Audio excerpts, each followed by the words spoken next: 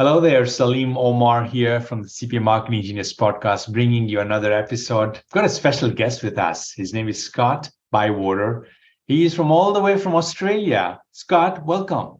Thanks, Salim. Yeah, no, it's really good to be here. I'm excited to be talking to New Jersey this morning. That's awesome. Yeah, I'm looking forward to what we're going to be discussing. Scott is one of the most sought after marketing copywriters in Australia. He's the creator of the groundbreaking AI copywriting course called Simple Email ROI System. And for the last 21 years, he's written copy marketing for gurus and leading companies. And the name most folks have heard in America is Guerrilla Marketing, is J. Conrad Levinson. So he's worked with him and then many other famous people, helping them with their copy, which is bringing in more customers, patients, clients, whatever that business may be doing. So today is going to be talking about emails, email marketing, how to use copy in the right way. And so, Scott, we're going to turn it over to you. How do you turn your email list into booked calendar appointments that results in clients and more revenues? Yeah, no question, Salim. And with an email list, there's really the most important thing we want to be doing is we want to be sending out really good quality content to the list. Yeah, so if we're doing that, we're winning their trust. It's very much the same in a personal relationship. In order to win people's trust, you need to deliver value. So email is copywriting, which is essentially salesmanship in print. But when you send these emails out, you develop a lot of trust. Now, the mistake a lot of people make is they either go down the angle of scorched earth, where they pitch, and as a result of that, they lose trust with their list, and therefore their list isn't worth much. Or they go down the angle of what I call the love letters approach, where they're constantly providing great content, but they're never segueing into an offer of any type.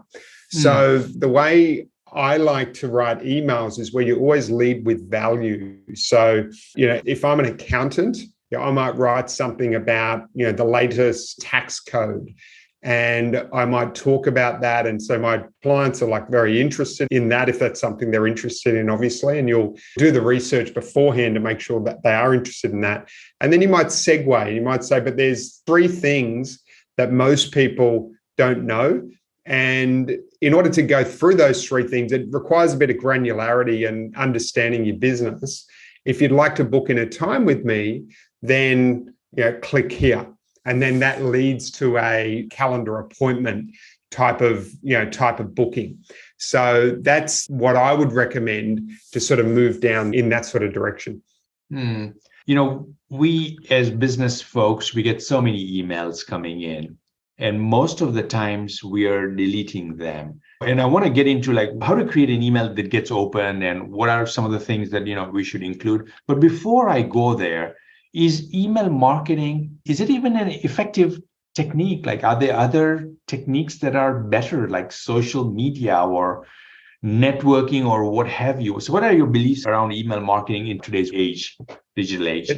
Yeah, that's a great question. And the difference, according to litmus.com, they found that with email marketing is a 36-to-1 return for every dollar that you spend.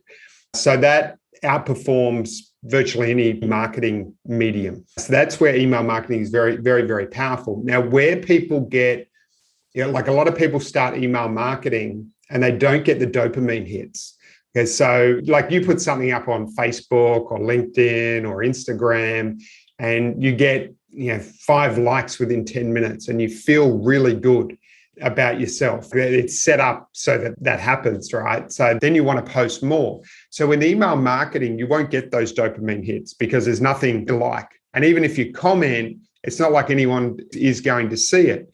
So there's sort of you've got a lot of silent listeners, to those emails. But when it comes to ROI and when it comes to making offers, and I built my business on email marketing, and I've helped many clients do the same. And when it comes to actually making offers, it gets the best ROI. And the reason for that is because you've got control of the relationship. So when I send you an email, at that moment, you're only looking at my email. Yes, you might delete it. Yes, you're getting, email, like it's not as effective as it was 15 years ago, right? And no marketing really is, because as we get ambushed with more and more, we have less and less space for attention, but it's still an incredibly effective medium when we compare it to other alternatives. Yeah, I totally agree with you. I mean, I feel like the email list, is one of the most valuable assets that a business, a practice, a CPA firm can really build. And I feel that like there are two types of list for a CPA firm. One is our existing clients, people that we're already doing business with. So staying in front of them with nurture emails. So value, like Scott, you said, like value, lead with value, right? And so really those are really content emails. It's really giving our clients that warm, fuzzy feeling, right? So that's our emails to our clients. And then it's the emails to our prospects, right? People that haven't pulled the trigger. They haven't signed up for our services. So we stay in front of them. And not to say that they have to be two different types of emails. They can be, in my opinion, they can be the same email. And every so often having the call to action, having that offer, Scott, that you're saying, right? So it can be the same email, giving good content. Every so often it's like, hey, if you want to, have a chat about this, book a call with me and the link, right? And then so you're kind of getting that, those meetings. Yeah, absolutely. And to really distinguish like this, like that balance, right? So there's an interesting book called They Ask You Answer by Marcus. Yeah, it's wonderful. Sheridan. Marcus. Yeah, you've read that one. Yeah. And it's an amazing book. And he's referring to blog posts in there. And he was selling swimming pools. And he found if someone had absorbed 30 or more pieces of content, the conversion rate jumped from, I think it was about 10% up to 80% as a result of absorbing that content. So the same applies. It doesn't really matter if you're going on blog posts or if it's email or if it's any YouTube or whatever, if it's anything else. But so if I'm emailing to it, and this is what I've found, Salim, sometimes I'll get someone reply to one of my emails, and we'll jump on a call. They might have been getting my emails for like 2 or 3 years. And it's a very easy sales process just because the trust is built up to such a great level. So the other area where email is so powerful, like with the prospect side, is it leverages every other medium. So for example, if you're running LinkedIn ads or Facebook ads or anything like that, and you lead people into a special report, and then you can stay in touch with them. So it might cost you $4 a click, as an example. And they might only be seeing, they can either see you once or through email, they can see you 100 times, which brings it down to 4 cents an impression rather than $4 an impression.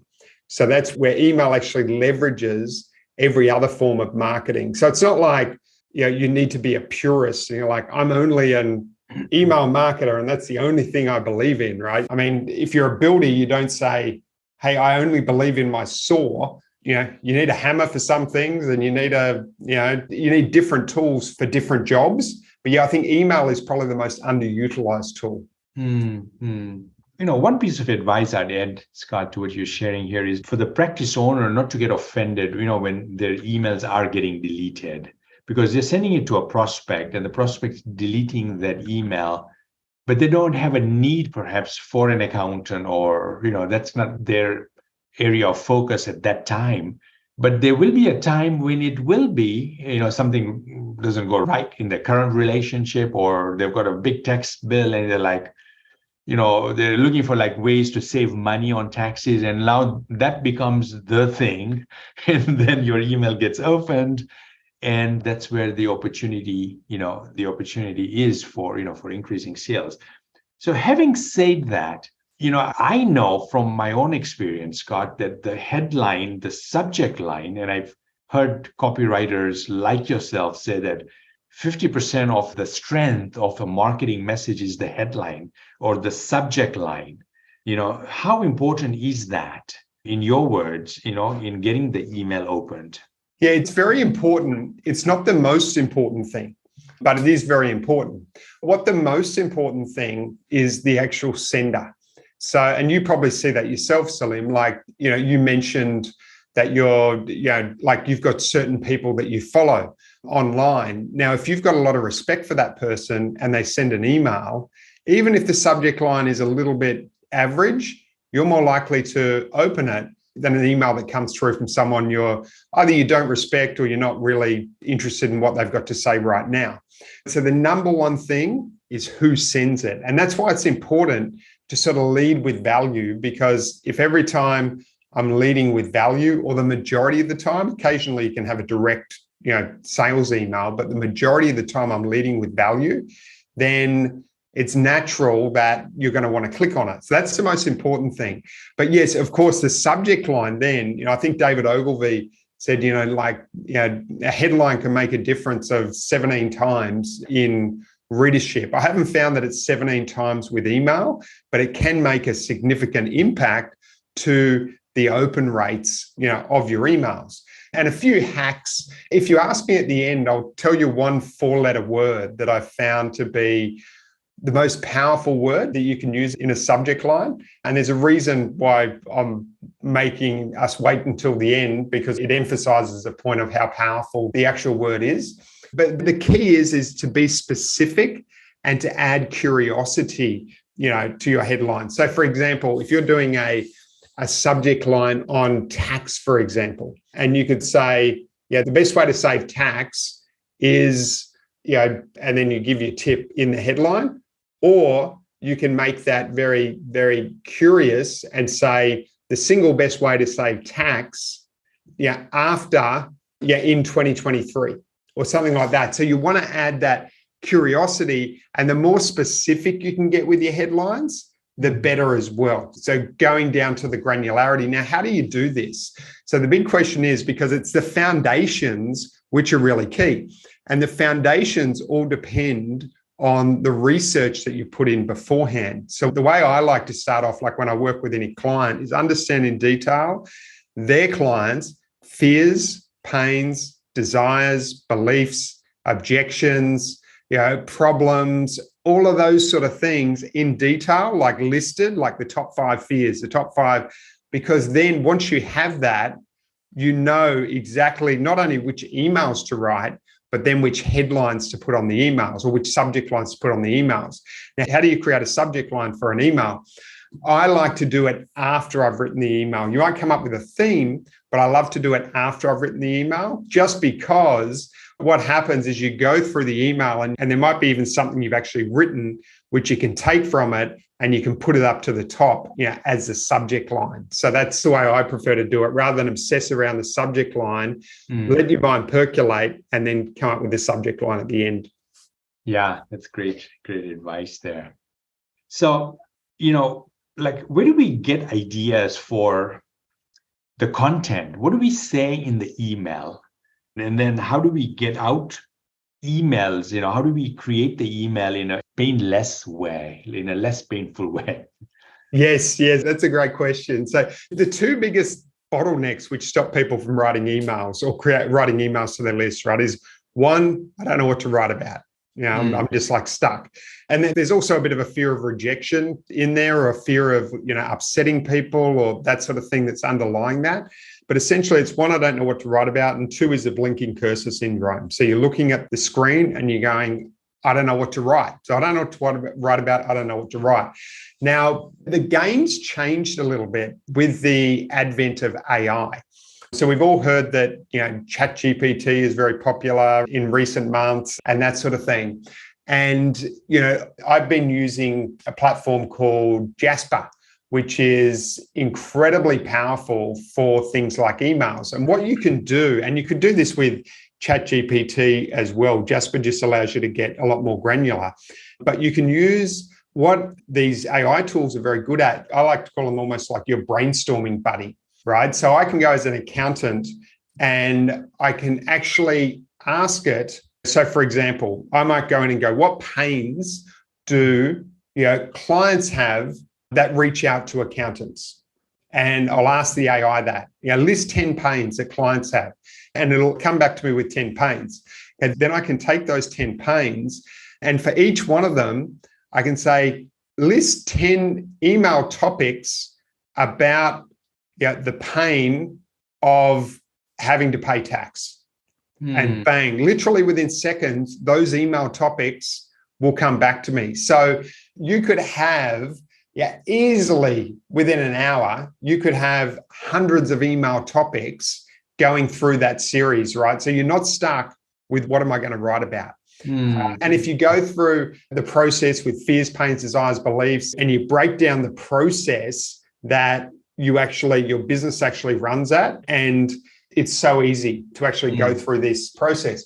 So then that eliminates the concept of I don't know what to write about. Yeah. So then when it comes to writing the emails, the next thing is you've got the topic and you can get the AI to actually, like I've created some templates where you can actually get the AI to do the writing for you. Now, of course, and what I mean to do the writing for you, you can use things like, which I'm sure you're familiar with, like the problem aggravation solution template.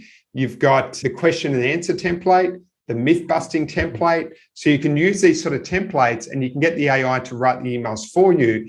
Now, of course, Salim, it doesn't mean that you're going to sound like a robot.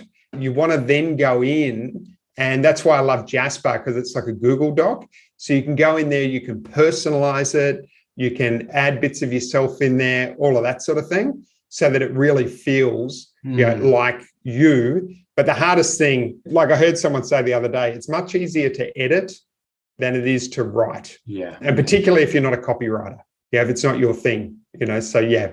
That's awesome. Yeah. How many emails per week is too much?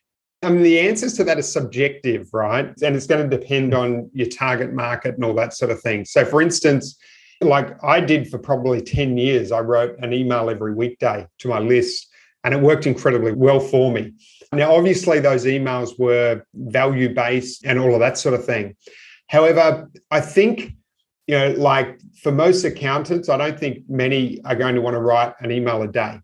I would say an email a week is a sweet spot, and an email a month at an absolute minimum. But the biggest risk isn't emailing your list too much. The biggest risk is emailing your list too little, because then they see your name come up and it's like, it almost looks like spam, right? They go, oh, who's Salim? I haven't heard from him for 12 months. There's no sort of, recognition. And that's really key. And I've talked to people who do a lot of joint venture emails, and they're like, once you haven't emailed your list for a long time, it's pretty much dead. You've got to give it heart-to-heart resuscitation. So I would say don't worry about emailing it too much as you worry about emailing it too little. Got it. Now, what about folks that have a very small list and they're saying, man, I don't even know if this is going to be worthwhile. So is the size of the list important, or is there some other factor when it comes to, determining the effectiveness or the ROI somebody's going to get from their list? Yeah, no, that's a great question. I'll give you a couple of stories which sort of emphasize this. I know a guy, he does a lot of joint venture webinars, and he's had situations where he's sent out to where the people he's doing joint ventures with have had thousands of people on their list, and he's got nothing as a result of it. He's had other situations. He had one guy, and he sent out to 33 people, and those 33 people resulted in 8 sales. I thought it was actually 3, but I got an update yesterday, and he said 8 sales at $3,000.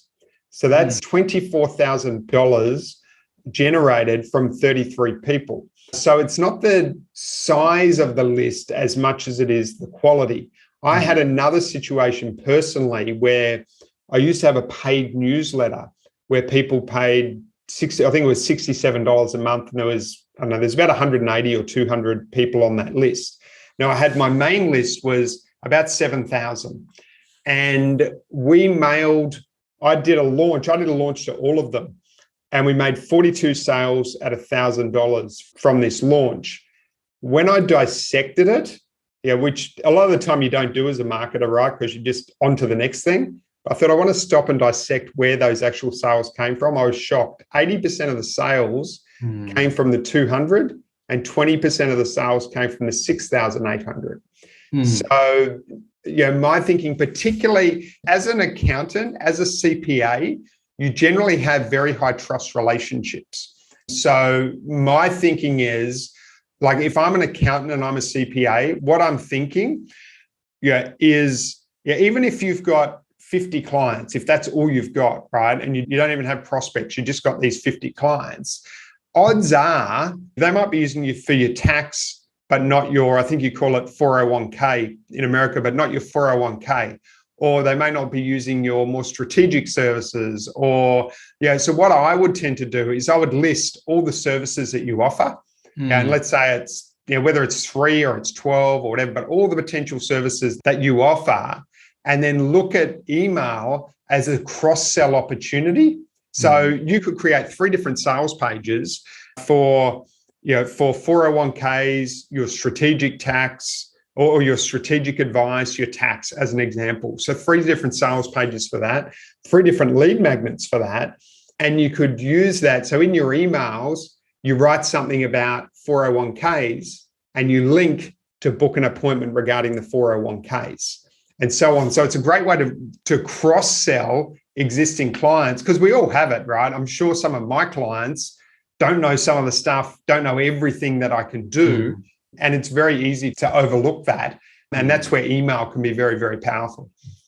Yeah. Definitely there's a big opportunity when I'm coaching, CPA firm owners, practitioners.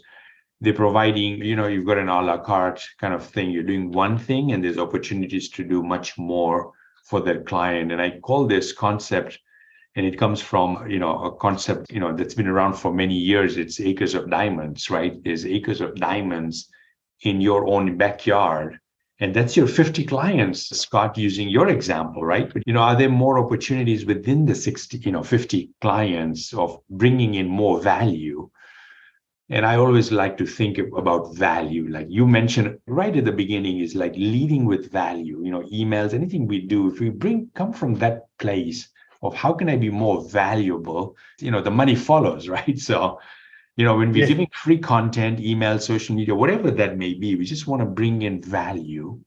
Not everyone's going to be a client, but there's going to be a good bit of money that's going to come your way because you've given so much value to the marketplace.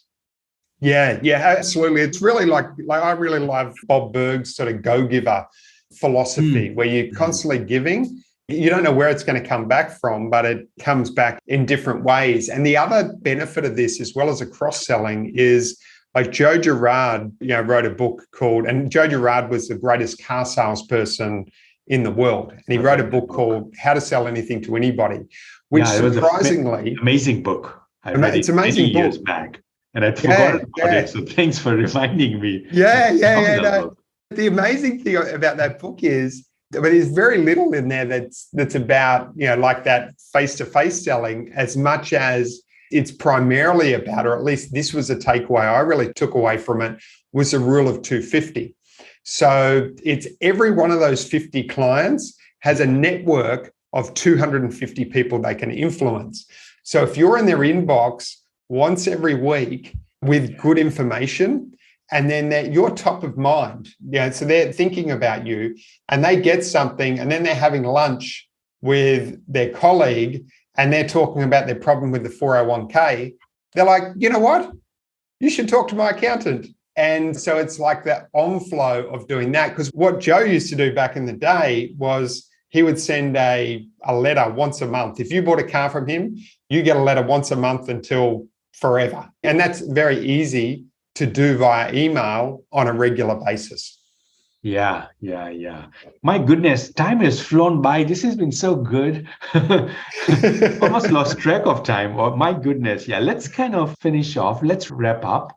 What's the best way, Scott, for someone to reach out to you?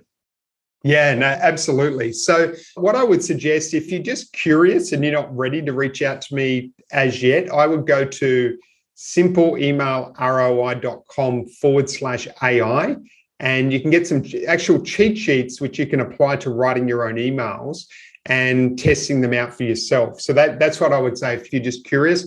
If you want to reach out to me directly, just send an email to scott@copywritingthatsells.com.au or go to my website, which is copywritingthatsells.com.au.